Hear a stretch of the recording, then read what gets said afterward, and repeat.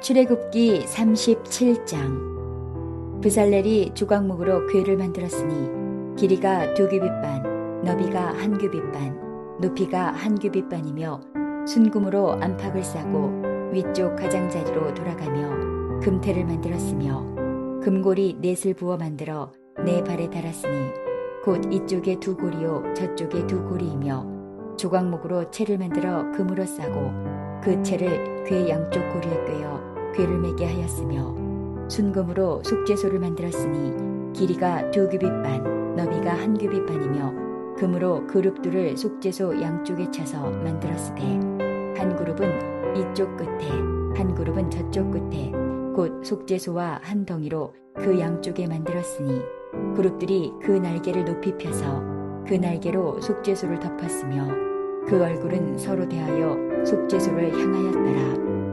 그가 또 조각목으로 상을 만들었으니 길이가 2규빗, 너비가 1규빗, 높이가 1규빗반이며 순금으로 싸고 위쪽 가장자리로 돌아가며 금태를 둘렀으며 그 주위에 손바닥 넓이만한 턱을 만들고 그 턱 주위에 금으로 태를 만들었고 상을 위하여 금고리 넷을 부어 만들어 네 발 위, 네 모퉁이에 달았으니 그 고리가 턱 곁에 있어서 상을 매는 채를 꿰게 하였으며 또 조각목으로 상 맬 채를 만들어 금으로 쌌으며 상 위에 기구 곧 대접과 숟가락과 잔과 따르는 병을 순금으로 만들었더라.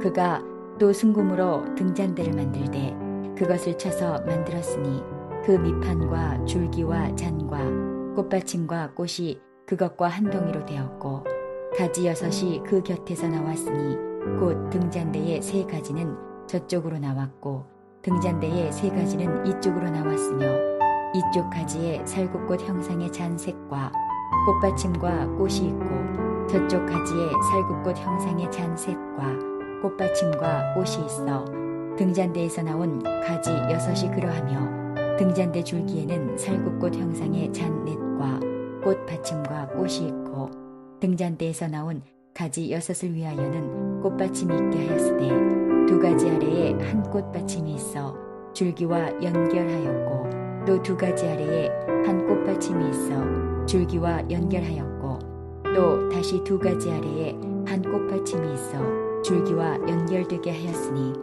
이 꽃받침과 가지들을 줄기와 연결하여 전부를 순금으로 쳐서 만들었으며 등잔 7과 그 불집게와 불똥 그릇을 순금으로 만들었으니 등잔대와 그 모든 기구는 순금 1달란트로 만들었더라.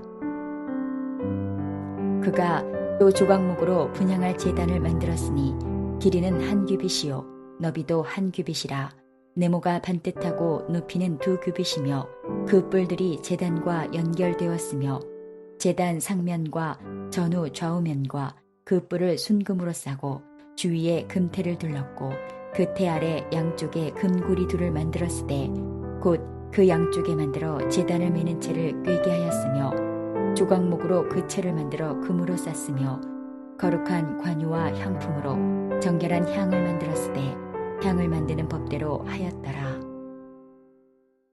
안녕하세요. 오늘은 언약의 상자라는 제목으로 함께 말씀을 나누고자 합니다. 삶의 지혜를 주는 우화 가운데 다음과 같은 이야기가 있습니다. 10cm의 자가 있었습니다. 이 자는 길을 마구 재고 다니면서 으스대었지요.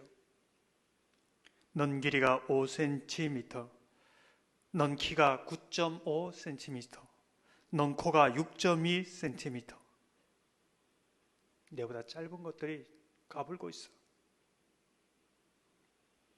그러던 어느 날 그 자는 저울을 만나게 되었습니다. 저울은 자를 보자마자 무조건 자를 자신의 저울 위에 올려놓습니다. 야, 넌 겨우 5g 아니야. 아주 가벼운 놈이네. 별별 없는 놈은 상대하기 싫다. 이렇게 말하는 것이지요. 저울은 더 이상 자를 쳐다보지도 않고 휙 가버립니다. 자는 너무나 기가 막힙니다. 자신이 너무나 멋대로 평가받는 것에 대해서 기분이 나빴지요. 하지만 문득 자신도 남을 함부로 평가하며 상처를 주었다는 것을 깨닫게 됩니다. 이 이야기는 인간은 자신의 기준에 따라 사람들을 바라보며 평가할 수밖에 없다는 것을 보여주고 있습니다. 하나님의 말씀을 담은 인생은 무엇이 다를까? 오늘 본문을 보면 지승소 안에 있는 언약궤와 속죄소를 보여주고 있습니다. 그 만드는 방법을 자세히 설명하고 있지요. 1절을 보면 부살렐이 조각목으로 궤를 만들었으니 길이가 2규빗 반, 너비가 1규빗 반, 높이가 1규빗 반이며, 언약궤의 재료가 무엇입니까? 조각목입니다. 이 조각목은 흔한 아카시아 나무로 만드는 것이지요. 왜 흔한 아카시아 나무일까? 하나님의 말씀은 누구에게나 차별 없이 주어진다는 것을 말해주고 있습니다. 이사야 55장 1절 보면 이렇게 말씀합니다. 오라 너희 모든 목마른 자들아 물로 나오라 돈 없는 자도 오라 너희는 와서 사 먹되 돈 없이 값 없이 와서 포도주와 젖을 사라. 누구나 하나님의 말씀을 들을 수 있고 담을 수 있는 것이지요. 하나님의 말씀을 담은 인생 무엇이 다릅니까? 죄 많은 인간이지만 그 위에 하나님의 은혜가 임합니다. 하나님의 함께 하시는 것이지요. 그것이 바로 속죄소입니다. 쉬운 자라고 말하기도 하지요. 하나님이 임재하시는 것, 하나님이 은혜가 베풀어지는 것, 하나님과 만나는 것, 그런 인생으로 바뀌는 겁니다. 9절을 보면 그룹들이 그 날개를 높이 펴서 그 날개로 속죄소를 덮었으며 그 얼굴은 서로 대하여 속죄소를 향하였더라. 말씀을 담은 인생, 하나님의 은혜가 임하고 임재가 임하는 인생으로 바뀝니다. 그런데 이 언약궤와 속죄소에 특이한 모양이 있습니다.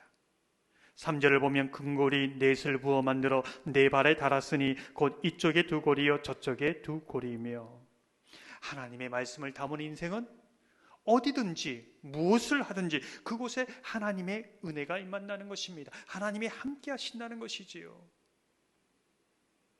예수님의 어릴 때 모습을 누가복음 2장 40절에는 이렇게 말씀합니다. 아기가 자라며 강하여지고 지혜가 충만하며 하나님의 은혜가 그의 위에 있더라. 정말 복된 인생, 은혜의 인생. 그 인생이 어떤 것인지를 보여주고 있는 것입니다. 사랑하는 성도 여러분, 저와 여러분이 조각목과 같은 보잘것없는 인생이지만 말씀을 담은 인생이 되기를 바랍니다. 그리하여 어떤 인간의 기준이 아니라 늘 은혜가 떠나지 않는, 은혜가 그 늘 우리의 인생 위에 가운데 있는 그런 복된 인생으로 살아가시기를 주님의 이름으로 축원합니다.